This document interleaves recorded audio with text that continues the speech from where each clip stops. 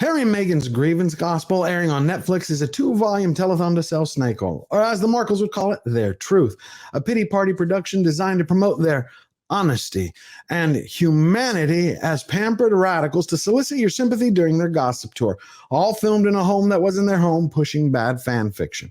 But when their truth crashes into an ocean of facts, it's time we draw a line in the sand and say here and no further.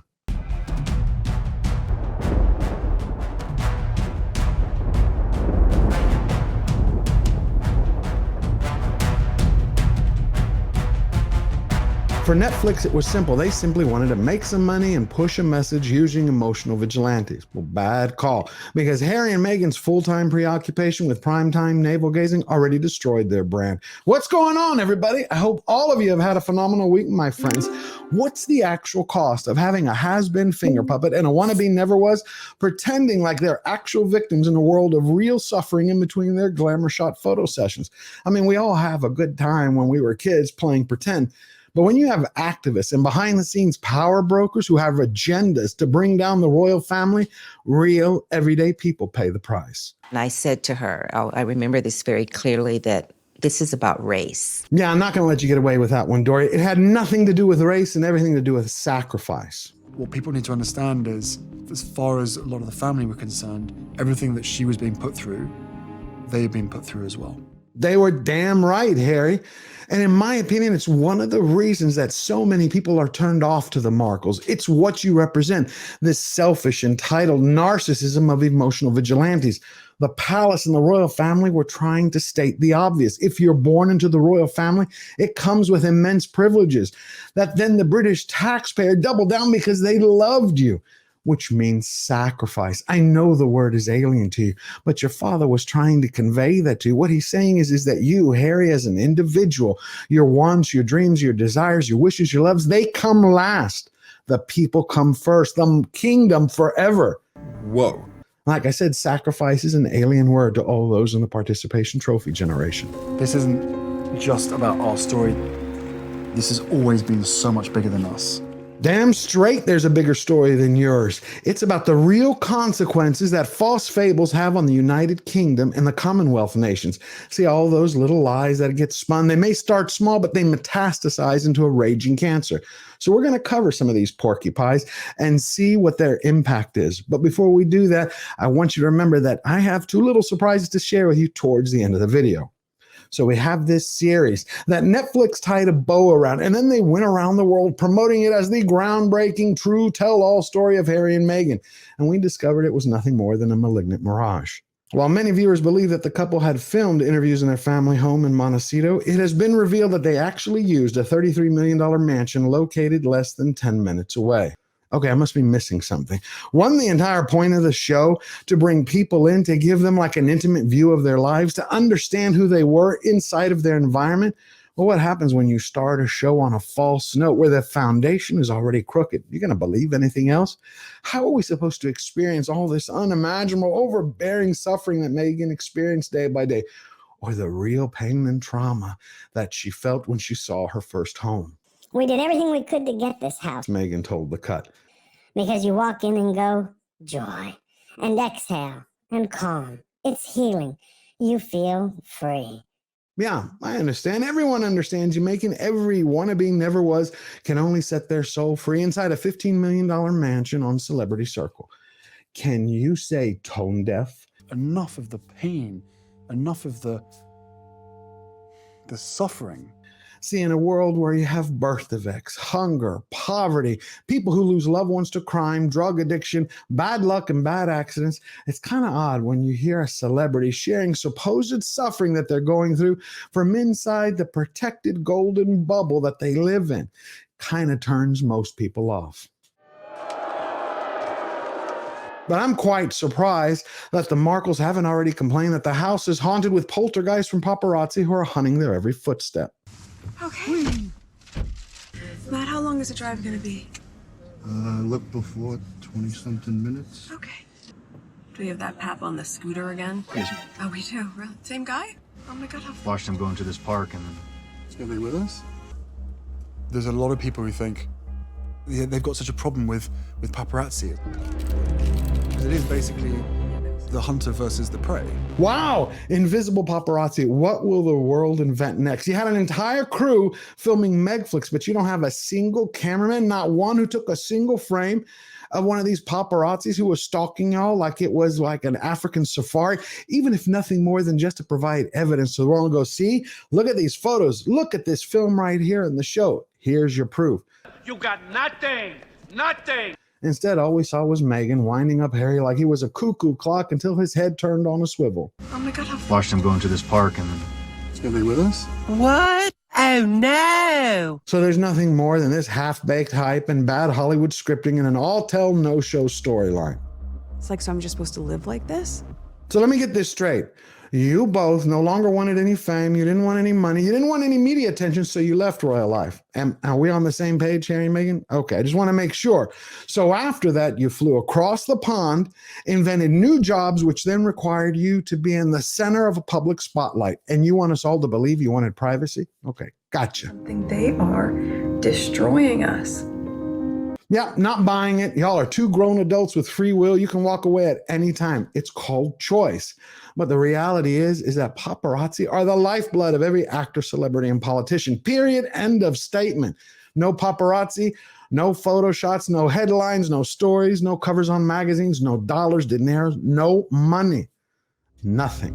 Back in my mum's day, it was physical harassment. You know, cameras in your face, following you, chasing you. Without Princess Diana acting as the glue, there's nothing for you to see in the Netflix series. But what's worse than that, what really gets my goat, is how Harry tries to portray himself as this beloved son, while he's working hand in glove with the studio that is defaming his mother's name, defaming the people's princess in their series, The Crown. Think about that for a second. A son working with a company who's denigrating his beloved mother. Now, there are a lot of people who've been calling this out. I'm not going to show you any scenes from the series because I think it's cruel and reprehensible and disgusting. There are too many times where they treat the royal family like they're dirt, and they treat Princess Diana even worse. And too many people around the world think that it's actually a documentary, that it's real and historical instead of fiction. You had many people call them out in the newspaper saying, hey, you need to put a warning label somewhere on each episode which says, this is dramatized fiction. And one of those happens to be Dame Judi Dench. The closer the drama comes to our present times, the more freely it seems willing to blur the lines between historical accuracy and crude sensationalism. But if that wasn't bad enough, do you think that Harry and Meghan ever thought of the damage that their tall tales and activism was doing to the United Kingdom?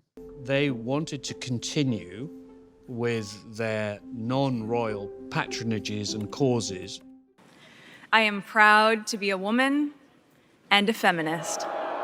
See, the Markles, they hired these radical experts to denigrate Britain and her beloved people. But did they once say, hey, let's pump the brakes here. Let's push the pause button, take a step back. You know, we're going to put our grievances aside, our personal desires aside, because we don't know the impact of our choices. Where will this road end? Or did they know and then still decided to move forward?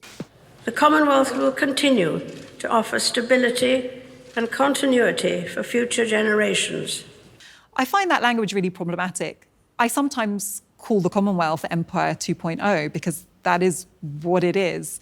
Well, it's not changed a thing, they just got better PR. So you and I, we're going to drill down into these issues more in multiple videos. You can't do it once for a few minutes. This requires one after the other. It's a serious topic. But right now, we're going to get a glimpse of the untold destruction to the United Kingdom and to the Commonwealth Nations.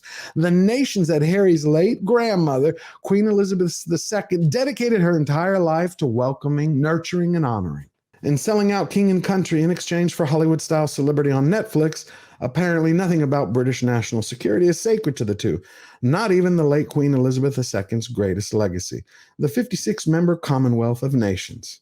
Now, the article in The Hill is basically talking about how China and Russia have set their sights on the Commonwealth nations, and the CCP has already scalped, supposedly, 10 of those nations. They give them these big loans to build out infrastructure, ports, power plants. They've gotten them to turn twice so far in votes against the United Kingdom. Think about that. You can read more about this article. I'll leave the link in the description down below.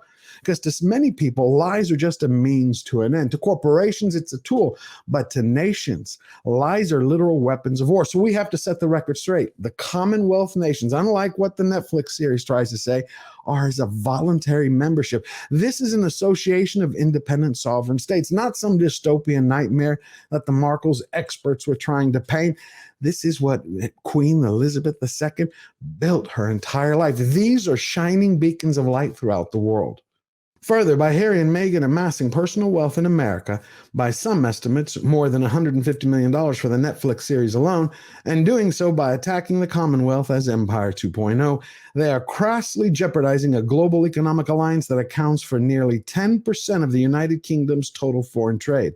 Somewhere along the way, Harry and Meghan replaced king and country with bling and sundry. See, it's always easy to tell who someone is, not by their words, but by their actions. Like, I curtsied as though I was like... So we've all seen this clip a few times. It's everywhere. And a lot of people who are defending Meghan are saying, you know, she didn't know any better, or she was exaggerating, trying to get a smile in the series. Well, you know what? That just doesn't cut it. And I actually found something which is one of the surprises I wanted to show you. We are going to pat it down all over their asses with it. We?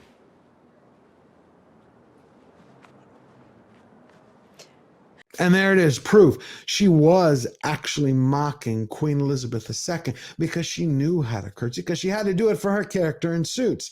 The second surprise is that Breitbart had covered an article in Politico. It was talking and giving a list out of all the narcissists in 2022 that we were tired of. Left-wing Politico names Meghan Markle among 2022 narcissists we all got tired of.